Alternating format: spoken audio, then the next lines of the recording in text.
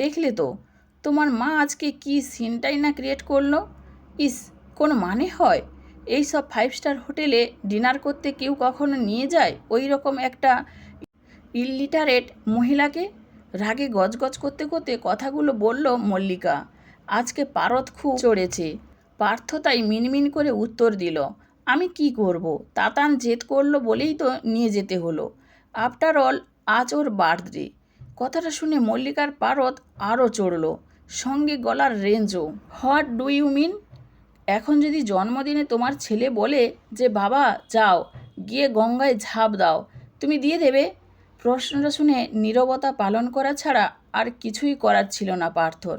তবে মল্লিকা আর নীরব থাকলো না, বলেই চলল, কি করতে যে বাবা মার কথা শুনে তোমার মতন একটা অঁচপাড়ার ছেলেকে বিয়ে করলাম কে জানে। লোকে এমনি এমনি তো বলে না।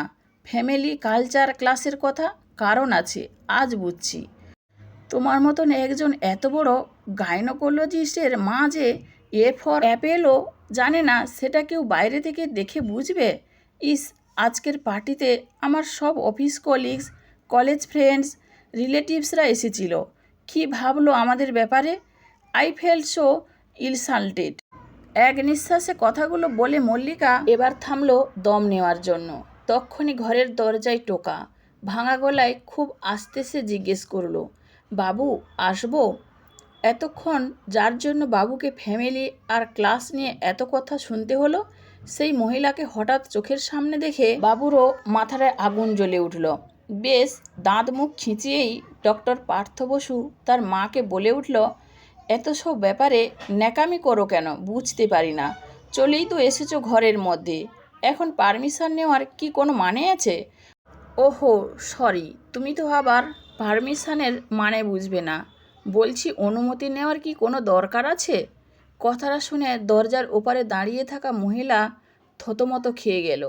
তারপর কোনো মতে কথা সাজিয়ে আমতা আমতা করে বলল, না আসলে প্রেশারের ওষুধটা শেষ হয়ে গেছে 2 দিন হলো। তুই কি একটু এনে দিতে পারবি? পারবো না। কি করবে? অ্যান্ড আই ডোন্ট থিঙ্ক যে তুমি এত সহজে পরলোকে যাবে আমার লাইফটাকে হেল না করে। তো তোমার যাওয়া হচ্ছে না? কথাটা শুনে এবার মল্লিকা বলে উঠল, থাক পার্থ, তোমাকে শুনিয়ে আর মাকে শাসন করতে হবে না। যতটা ইনসাল্ট হওয়ার তো হয়েই গেছে ওনাকে পার্টিতে নিয়ে গিয়ে। এখন বাড়িতে এসে এই সিন ক্রিয়েট আর পোষাচ্ছে না। এরপর আর মল্লিকা ওই ঘরেই থাকলো না। খাটের উপর রাখা বালিশটা তুলে পাশের ঘরে শুতে যাওয়ার জন্য পা বাড়ালো। পার্থ বুঝল এটা ওর পানিশমেন্ট। এখন এই ঝামেলা অন্য ঘরে শোয়া দরকার ছাড়া কথা না বলা চলবে প্রায় 7 দিন। ব্যাপারটা ভেবে আবার ছড়ানো ছেটানো রাগটা এসে জমা হলো দরজার ওপারে দাঁড়িয়ে থাকা মায়ের উপর। সব তোমার জন্য হলো। তুমি বোঝো না, তুমি আমাদের সোসাইটিতে মেশার মতন মানুষ না। আমি বললাম আর তুমি নাচতে নাচতে চলে গেলে হ্যাংলার মতন। তুমি তো তাতানকে মিথ্যা বলতে পারতে যে তোমার শরীর খারাপ, তাহলেই তাতান আর জেদ করতো না। কিন্তু না, সব সময় আমাকে সব জায়গায় লজ্জা দিতেই হবে। জাস্ট কিছু বলার নেই। কোনো পজ না দিয়ে কথাগুলো বলা শেষ করেই ধাম করে পার্থ মায়ের মুখের উপর দরজাটা দিয়ে দিল। মলিনা দেবীর হঠাৎ চারিদিকটা ঝাপসা হয়ে এলো, চোখে বড্ড জল জমেছে। সত্যিই কি উনি হ্যাংলা? জন্মদিনে নাতির মুখের উপর না বলতে পারেনি, মিথ্যা কথা সাজিয়ে গুছিয়ে বলতে পারেনি, তাই উনি হ্যাংলা? প্রশ্নগুলো বারবার মনে ভিড় করতে থাকলো। আর চোখে ভেসে উঠল পার্টিতে আসা লোকগুলো হাসি হাসি মুখ। সবাই হাসছিল ওনাকে দেখে, মজা নিচ্ছিল একজন গাইয়ার। আসলে সেই দিন পার্টিতে সব কন্টিনেন্টাল ডিশ হয়েছিল, পাস্তা, পিৎজা, নুডলস, মেক্সিকান কারি, পানির পাসান্দা, এইসব। সেই সব খাবার চোখে দেখা তো দূরে থাক, নামও শোনেননি কখনো মলিনা দেবী। তাই বৌমা যখন তার হাই ক্লাস সোসাইটির ফ্রেন্ডসদের সঙ্গে হাই হ্যালো করছিল, তখন মলিনা দেবী সবার সামনেই বৌমাকে প্রশ্ন করে ফেলেন, বৌমা বলছিলাম কি বেগুন ভাজা, সোনামুগের ডাল, ছেঁচড়া এইসব কিছু হয়নি? এই শুয়োপোকার মতন ওইগুলো টেবিলে কি সাজানো আছে? ওইগুলো লোকে খেতে পারে নাকি? ব্যাস, কথাটা শুনেই মল্লিকার মুখ লাল লজ্জায়। আশেপাশের সবাই তো যেন লাফটার শো দেখার মতন হো হো করে হেসে উঠল। পাশে দাঁড়িয়ে থাকা একজন মহিলা হাসি মুখেই বলে উঠল, aunty, are you out of your mind? আপনি কি বলছেন এইসব? মলিনা দেবী বোকার মতন মুখ করে আর একটা প্রশ্ন করে ফেলল, আংটি? মা, তুমি আমাকে আংটি বলে কেন ডাকছো? আমি তো তোমার মাসিমা হই। কথাটা শেষ হতেই মল্লিকা সবার সামনেই চিৎকার করে উঠল, আপনি থামবেন মা? Just stop it please. কিন্তু ততক্ষণে যা হবার তা হয়ে গেছে।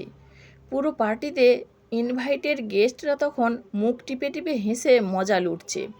মল্লিকার মাসি তো আবার ওকে সরাসরি বলেই ফেলল, leave it Mallika, we understand.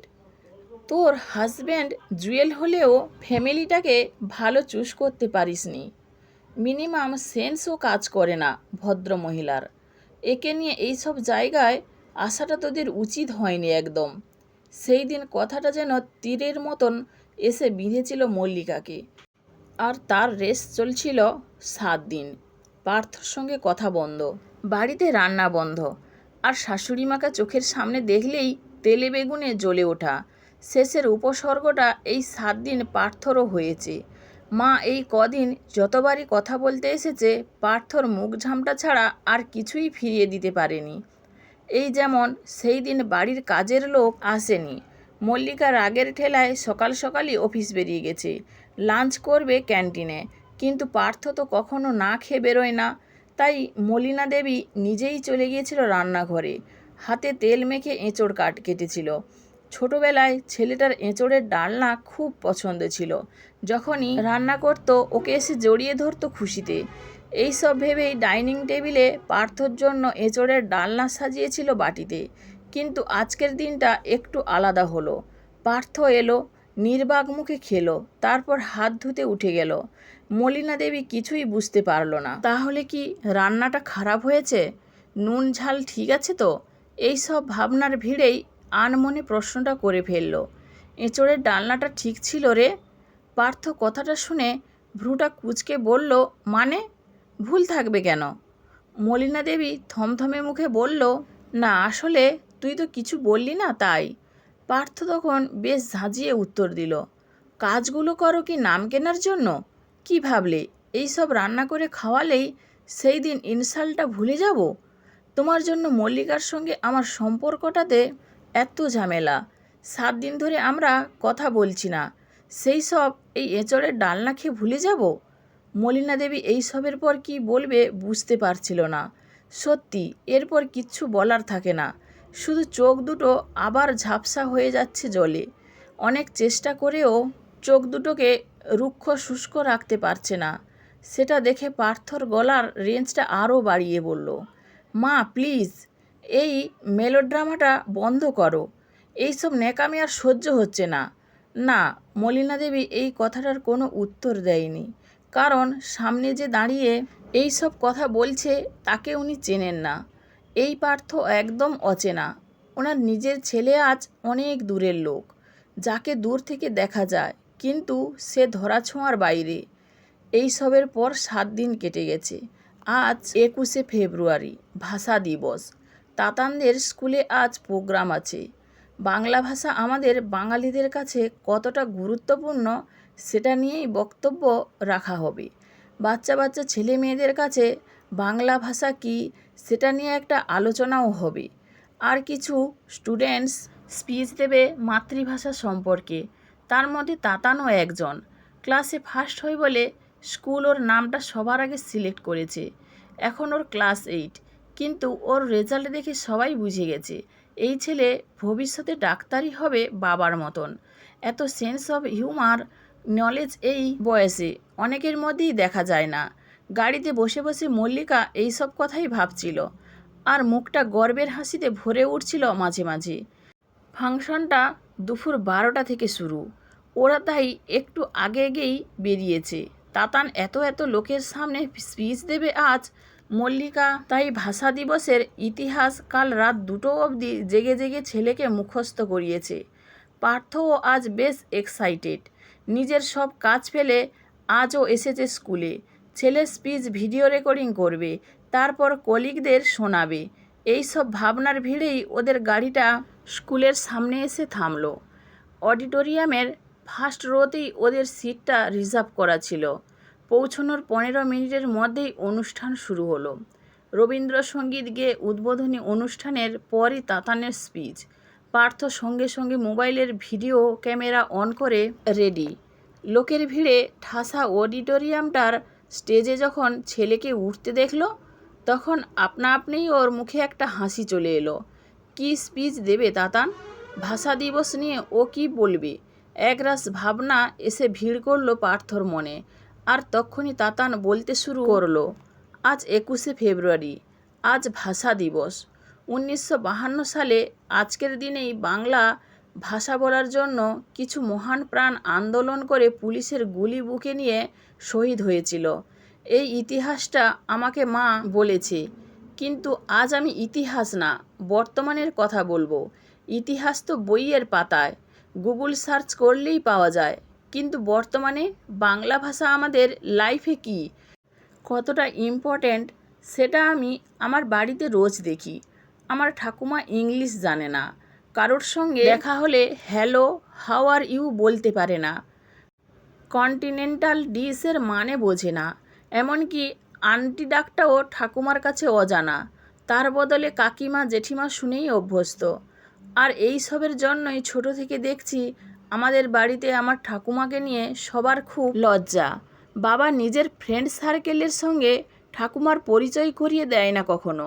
বাড়িতে কিটি পার্টি হলে মা ঠাকুমাকে স্ট্রিক্টলি বারণ করে দেয় যেন নিজের ঘর থেকে না বেরোয়, ড্রয়িং রুমে ভুল করেও সবার সামনে না আসে। এমনকি আমার বার্থডে পার্টিতেও ঠাকুমার এন্ট্রি আমার বাবা মা পছন্দ করে না। ঠাকুমাকে নাকি 5 স্টার হোটেলে নিয়ে যাওয়া যায় না, তার জন্য 7 দিন ধরে বাড়িতে ঝামেলা হয়, মা বাবার সঙ্গে কথা বন্ধ করে দেয়। ছোট থেকে আজ অবধি দেখছি মা বাবা ঠাকুমাকে যেন সবার থেকে লুকিয়ে রাখতে চায়। গড় গড় করে ইংলিশ বলতে পারে না বলে সে এথিকেটস জানে না, লোকের সাথে মিশতে জানে না, মুখ খুললেই ব্লান্ডার করবে, এই রকমই একটা ধারণা সবার। যদিও আমার ঠাকুমা দারুণ রান্না করতে পারে, ভীষণ সুন্দর গানের গলা, এই বয়সেও রবীন্দ্রসঙ্গীত খুব সুন্দর গায়, দারুণ ভালো গল্পও বলতে পারে। ছোটবেলায় তো মা বাবা অফিস থেকে অনেক রাত করে ফিরতো, তখন ঠাকুমাই আমাকে ঘুম পাড়াতো রূপকথার গল্প শুনিয়ে। না, ক্যারিটেলের মানে না জানা থাকলেও ব্যঙ্গ বা ব্যঙ্গমি কী কথা বলে সেটা জানে ঠাকুমা। কিন্তু ওই যে বললাম, ক্যারিটেলে যেই ক্লাসটা আছে সেটা ব্যঙ্গমা ব্যঙ্গমিতে নেই হয়তো, তাই মা বাবা বলে ঠাকুমারও কোনো ক্লাস নেই। আজ 21শে ফেব্রুয়ারিতে তাই এই কথাটাই মনে হচ্ছে। মানে আমার বাড়ির বাকি 365টা দিনের ছবি দেখে এই কনক্লিউশনে এলাম, এখন বাংলা ভাষাটা বাতিল ভাষা, শুধু বাংলায় কথা বলাটা লজ্জার। সে আমরা এই ভাষা দিবসে যতই স্পিচ দিই না কেন, যতই ইতিহাস শোনাই না কেন, আমাদের মধ্যে বাংলা ভাষা এখন শেষ। আর আমি নিজের বাড়িতে রোজ সেই শেষটার একটা ছবি দেখি। স্পিচটা শেষ করে স্টেজ থেকে নিচে নেমে খুব অদ্ভুত চোখে তাকিয়েছিল তাতান ওর মা বাবার দিকে। সেই দৃষ্টিতে একটা জমা রাগ ছিল, একটা খারাপ লাগা ছিল। সেই দিন তাতানের স্পিচ শুনে কেউ হাততালি দেয়নি অডিটোরিয়ামে, সবাই কেমন নিস্তব্ধ ছিল। আসলে বাস্তবের মুখোমুখি হয়েছিল হয়তো সবাই, রোজকার বাংলা ভাষার বাস্তবের। আর সেই দিন হাজার চেষ্টা করেও পার্থ আর মল্লিকা নিজের চোখ দুটোকে উপরে তুলতে পারেনি, বারবার লজ্জায় সেটা নিচে নেমে যাচ্ছিল। পার্থর ভেতরে একটা জমা কষ্ট হঠাৎ যেন এসে জমা হলো। সত্যি, যেটা ওর ছেলে বুঝলো এই বয়সে, সেটা পার্থ এত সাকসেসফুল একটা মানুষ, এত বড় একজন ডাক্তার হয়েও বুঝতে পারলো না। মাঝে মাঝেই ভিড় রাস্তায় ট্রাফিকের জ্যামে মায়ের মুখটা ভেসে আসছিল চোখের সামনে। সত্যি তো, মা কি সুন্দর গান গাইতো, কত সুন্দর সুর ছিল মায়ের গলায়। এতদিন যেন ভুলেই গিয়েছিল পার্থ সেই সুরটাকে। মা তো ওকে ছোটোবেলায় রূপকথার গল্প শোনাতো, রাজপুত্র রাজকন্যা রূপকথার দেশ। আর আজ পার্থ তো ওর মার সাথে 2 মিনিট বসে কথাও বলে না দরকার ছাড়া। কি করে, কবে ওর মা ওর কাছে লজ্জা হয়ে গেল? ও বুঝতেই পারল না। কথাটা ভাবতে ভাবতেই ফ্ল্যাটের সামনে এসে গাড়িটাকে থামালো। লিফটে উঠে 4 তলার বাটনটা প্রেস করলো। একটা সময় স্কুল ছুটি হলে মাকে দেখার যেই একটা তাড়া থাকতো, আজও ঠিক সেই রকম একটা তাড়া আছে ওর। মাকে দেখতে, মায়ের সাথে কথা বলতে খুব ইচ্ছে করছে আজ। ফ্ল্যাটের দরজার সামনে এসে তাই জোরে জোরে কলিং বেলটা বাজালো। 2 মিনিটের মধ্যে কাজের মাসি মিনতি দরজাটা খুলতেই পার্থ হুড়মুড়িয়ে বাড়ির ভেতরে ঢুকলো। কেমন যেন উদ্ভ্রান্তের মতন লাগছে ওকে। ড্রয়িং রুমের কোথাও মাকে দেখতে না পেয়ে মালতীকে প্রশ্নটা করে ফেলল, কী রে, মা কোথায় রে? তাড়াতাড়ি বল। মালতী নির্বাকভাবে উত্তর দিল, কোথায় আবার, নিজের ঘরেই থাকবে। পার্থ আর টাইম ওয়েস্ট না করে দৌড়ে মায়ের ঘরে গিয়ে দরজাটা ধাক্কা মেরে খুলল। আর হঠাৎ পাটা থমকে গেল। ঘরের মাটিতে মা পড়ে আছে, নিথর একটা শরীর, তবে মুখে একটা শান্তি, জীবন থেকে মুক্তি পাওয়ার শান্তি। পার্থ সেদিন মাকে অনেক ডেকেছিল, অনেকবার মার শরীরটা ধরে ঝাঁকিয়েছিল, অনেক চেষ্টা করেছিল মায়ের সাথে কথা বলতে, কিন্তু সেদিন মা আর কোনো উত্তর দেয়নি। মা সারা জীবনের মতন চুপ করে গিয়েছিল।